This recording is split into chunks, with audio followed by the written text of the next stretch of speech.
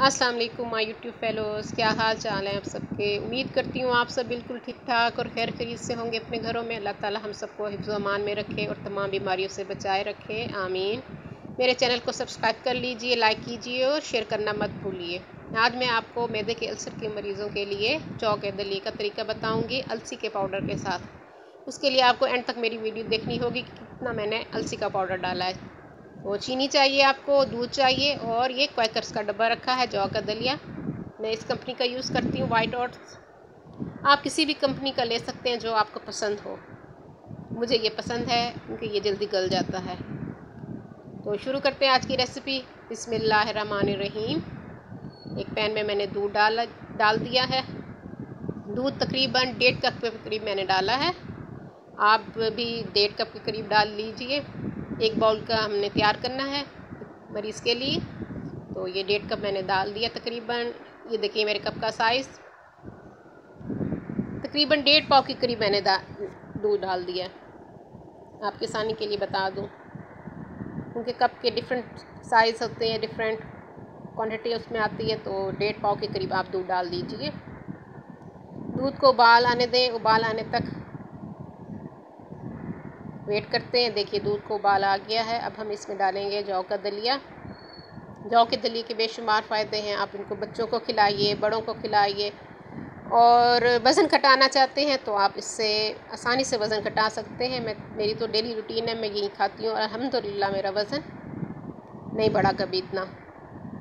अब दूध को उबाल आ चुका है, ये देखिए। अब दूध उबाल लें तो आपने उसमें जौ का दलिया डाल देना है। ये देखिए इतना टेबल स्पून हमने जौ का दलिया तकरीबन 4 चम्मच में डालूंगी। ये 2, 3 और ये 4 चम्मच हमने डाल दिए जौ के दलिए के, ओट मिल्स के। और आप इसको चम्मच हिलाती रहिए क्योंकि इसमें गिल्टियाँ बन जाती हैं। आपने धीमी आंच पे इसको तकरीबन 10 से 12 मिनट पकाना है और इस दौरान आपने चम्मच हिलाते रहना है ताकि इसमें गिल्टियाँ ना बने। चम्मच हिला रही हूँ चम्मच। अब हम इसको पकने देंगे तकरीबन 10 से 12 मिनट। आप चाहें तो आम रूटीन में अगर नाश्ते में आप जौ का दलिया इस्तेमाल करते हैं तो आप सीजनल फ्रूट भी इसमें डाल सकते हैं जो आपको पसंद हो। केला, आम, जो भी आपको पसंद हो आप इसमें फ्रूट्स डाल सकते हैं आराम से और इसका टेस्ट भी अच्छा हो जाएगा। जब आप फ्रूट्स डालें तो चीनी नहीं डालिए, फीका आप इसको बनाएं क्योंकि चीनी सेहत के लिए अच्छी नहीं है। तो अब मैं आपको बताऊंगी कि मरीज़ों के लिए हम बना रहे हैं तो थोड़ी सी हम चीनी डालेंगे। तकरीबन 1.5 टीस्पून मैंने चीनी डाल दी है। आप अपने हिसाब से डालिएगा जितना आपको पसंद हो क्योंकि चीनी का ज़्यादा इस्तेमाल सेहत के लिए अच्छा नहीं है, मगर बहुत फीका भी नहीं खाया जाता, चीनी डालनी पड़ती है हमें। आप ब्राउन शुगर भी यूज़ कर सकते हैं, अगर चाहें तो शक्कर भी यूज़ कर सकते हैं, ये आप पे मुनहसर है। चम्मच आपने हिलाते रहना है।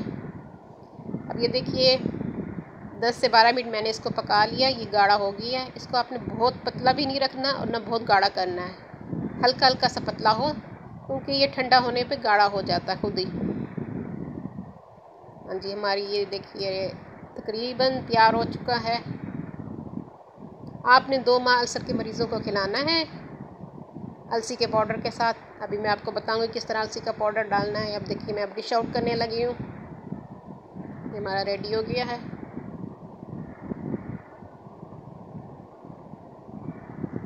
हाँ जी, ये आजमूदा है आपको जो मैं बता रही हूँ। ये देखिए इतना चम्मच हमने अलसी का पाउडर यानी फ्लैक्ससीड पाउडर पीस के हमने इसमें डाल दिया है। अलसी का पाउडर मैंने आपको पहले भी बताया था कि आपने 1 हफ्ते से ज़्यादा पीस के नहीं रखना है। अगर रोज़ाना ताज़ा पीसते हैं तो वो ज़्यादा अच्छी बात है, वरना अगर आप पीस के रखना चाहते हैं तो इतना पीस के रखिए कि वो सिर्फ 1 हफ्ते के लिए इस्तेमाल हो, इससे ज़्यादा नहीं।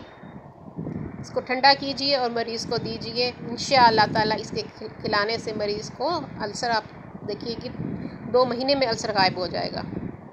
ये हमारा आजमुदा हमारी एक खाला है, उनको हमने खिलाया था, उनको खून की उल्टियाँ आई हुई थी, तो अल्लाह के फजलो करम से ये उनका ठीक हो गया था।